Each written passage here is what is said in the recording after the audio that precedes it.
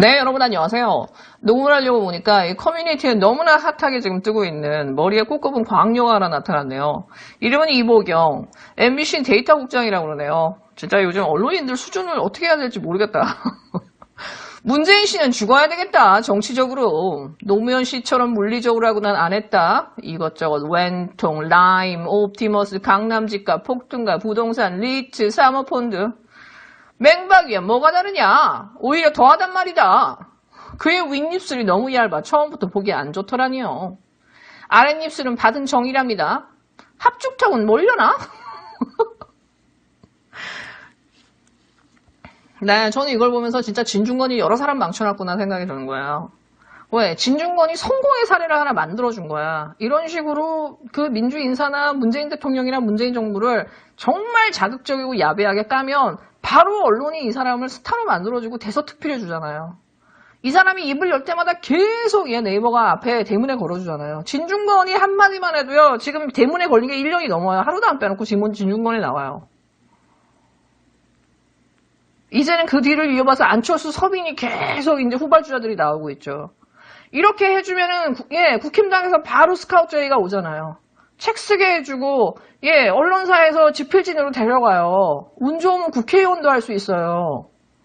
단박에 자기의 어떤 그 인지도를 높일 수 있어요. 이걸 피할 수 있나요? 이 유혹을? 그리고 정말 이런 애들이 소위 조수진 같은 애들이 비례 1번을 받잖아요. 태극기 집회하던 그 신원식인가? 그런 사람이 국회의원을 됩니다. 그러니 얘네가 이렇게 될 수밖에 없는 거예요. 이번 21대 저 국힘당에 들어간 애들을 보세요. 하나같이 종편이나 태극기에서 놀던 애들이거든. 저게 쟤네들한테 성공의 통로라고 한다면 진짜 이 대한민국의 보수라고 하는 집단은 진짜 그 변태 변종의 이제 그로 가고 있는 거죠. 우리로서는 고맙지. 너무 고맙지. 네, 어저께 KBS 시사직격 보고 충격받으신 분들 많죠. 이게 2014년에 있었던 그 한예종 이사장과 그 민주당의 신계륜, 신하균, 김재현 그 의원들 사이의 입법로비 사건을 다루고 있어요. 이분들이 그 한예종한테 뇌물을 받았다고 그래가지고 다 실형 살고선 정치계에서 퇴출되죠. 근데 알고 봤더니 이 이사장이 이분들이 출소하고 나서 일일이 찾아가가지고 어쩔 수 없었다, 죽을 죄를 졌다 하면서 이거 짜여진 틀에 의해서 맞춰진 거였기 때문에 나는 힘이 없었다라는 그 고백하는 녹취록들이 어저께 공개됐어요. 그리고 이 사건을 알고 봤더니 이 청와대 하명수였던 거예요. 이 김기춘, 우병우, 김영환이라고 하는 그 민정수석의 그 비망록에 그 사건이 다뤄지고 그 사건에서 나온 대로 검찰 수사에 그대로 진행이 되거든요.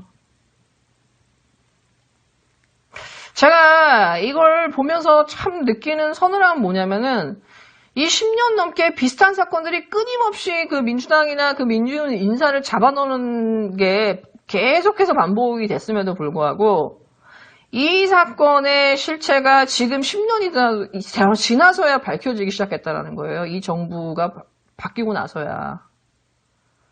그리고 이들 중 어느 누구도 조사조차도 처벌조차도 할 수 없다라는 사실이에요. 지금 우리의 현실이. 이 검경사건 조정안이나 공수처가 얼마나 지금 이 사회의 절실한지를 너무 보여주는 거고, 왜 이들이 미친 듯이 공수처를 반대하고 있는지, 이 정권을 무너뜨려서라도 반대해야 되고 막아야 되는지를 이 방송들을 보고 있으면 너무 적나라하게 느낄 수 있죠. 그 다음에 또 하나는 뭐냐, 이게 2부작이에요. 이 마지막에 임관영으로 끝나거든요. 이 사건을 주도했던 검사들이 누군지가 아마 2부 다음 주에 아마 이게 줄을 이루게 될 것 같아요. 근데 여러분, 제가 임관영이 서울대 세월호 특수단장으로 임명됐을 때도 그때 말씀드렸지만, 이 사람은 이 이명박근혜 때 대형 비리 사건을 다 털면서 영전하고 출세한 사람이거든요. 이 사람이 결국은 세월호 특수단장이 돼서 세월호의 진실을 밝히는 게 아니라 검찰의 명운을 걸고 밝히겠다고 그랬잖아요. 근데 지금 8개월이 지나면서 뭐가 나왔죠? 아무것도 나온 게 없어요. 시간만 끌고 덮고 있는 거거든요. 그러니까 오죽했으면 세월호 특조위가 지금 특검하자고 하겠어요, 지금. 이 검찰을 못 믿으니까. 그러니까 한마디로 그때 검찰의 불리한 상황을 덮기 위해서 이 사람이 그냥 그 와일드 카드로 나왔던 거예요. 근데 이 사람이 참 놀라운 뭐냐. 이 사람이 지금 이 그 김재윤 사건에도 활약을 했지만 한명숙 사건에도 이 사람이 들어가 있잖아요. 이 사람이 대표적으로 우병우 라인인데 정윤회 문건 덮은 사람이죠. SK 분식회계 로비 사건 덮었죠. 이명박 하베스트 자원외교 덮었죠. 금호 아시아나 비자금 사건 덮었죠.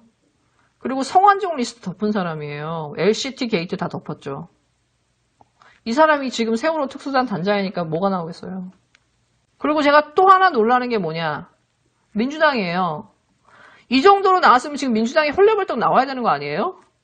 근데 한명숙 사건 때도 민주당이 조용히 있었잖아요. 안 나와요. 민주당이 논평이 없어요. 한명숙 그 총리 출소했을 때 막 민주당 6개 의원 가가지고 눈물을 흘리고 난리쳤잖아요. 그럼 최소한 6개 의원은 나와서 난리쳐야 되는 거 아니에요? 근데 가만히 있어요. 이 10년이 넘는 기간 동안에 민주당의 의원들이 이런 식으로 이 검찰과 언론과 이 청와대에 의해서 이렇게 짜여져서 억울하게 옥살이하고 정치적으로 사망했음에도 불구하고요. 다들 돕지도 않았지만 가만히 있다라는 사실이에요. 이런 진실이 나왔는데도. 왜? 이렇게 당하는 의원들의 공통점은 친노와 친문이라는 사실이죠. 많은 사람들의, 예. 그러니까 그 전에 문재인 대통령이 당대표 이전까지의 민주당의 분위기를 보면 친노, 친문은 제거해야 될 대상이잖아요. 민주당이었다 하더라도. 그러니까는 이 사람들의 이런 희생을 그대로 방관하지 않았는가. 그렇기 때문에 지금도 침묵하고 있는 게 아닌가라는 생각이 들어요. 네, 며칠 전에 이낙연 당대표가 윤호중 법사위원장이랑 기자회견을 하면서 10월 26일까지 기한을 딱 박았어요. 10월 26일까지 국힘당이 범수처장을 추천하지 않을 경우에는 공수처법 개정에 나설 수밖에 없다. 11월 안에는 무조건 출범시키겠다라고 공언을 했거든요. 근데 이제 문득 그런 생각이 듭니다. 10월 26일까지 얘네가 만약에 추천을 했어.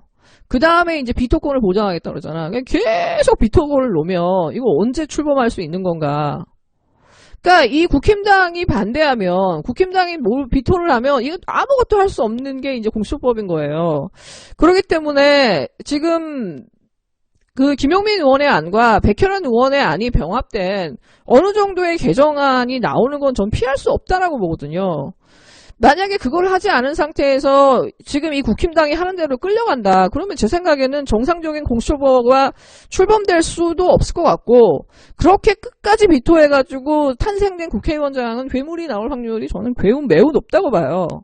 그렇기 때문에 지금 김용민 의원의 안, 그러니까 20대 국회에서 마련한 공수처법을 김용민 의원의 어떤 시선으로 다시 한번 우리가 볼 필요가 있다는 생각이 들어서 제가 박시영의 눈에 출연했던 김용민 의원을 그 방송 부분을 링크를 걸어놨거든요.